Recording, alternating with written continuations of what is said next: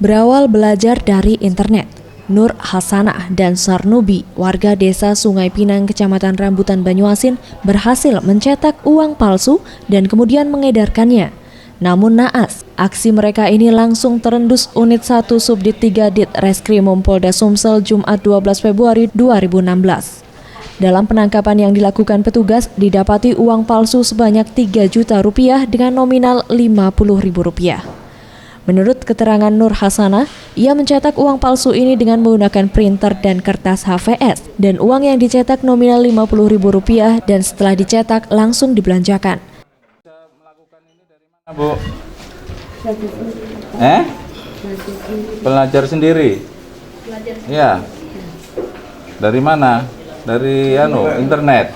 Melihat? Fotokopi itu? Oh, sudah berapa kali Ibu transaksi ini? Kurang lebih 2 minggu, Pak. 2 minggu? Oh, belinya di mana aja? Warung-warung apa?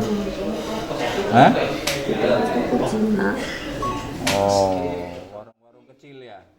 Sementara itu, Kabid Humas Polda Sumsel Kombes Pol R. Jarod Padakova mengatakan ditangkapnya 2 pelaku ini berkat laporan warga yang pernah menerima dan bertransaksi uang palsu tersebut dengan kedua pelaku. Dari hasil penangkapan ditemukan uang palsu yang telah dicetak nominal Rp50.000 dengan total Rp3 juta. Tersangka mengakui telah meraup untung sekitar 7 juta. 2 minggu.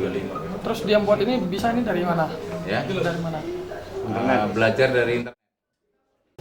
Kedua pelaku dijerat pasal 244 dan 245 KUHP dengan ancaman hukuman penjara selama 15 tahun. Farel Dwi Satria, Sriwijaya TV.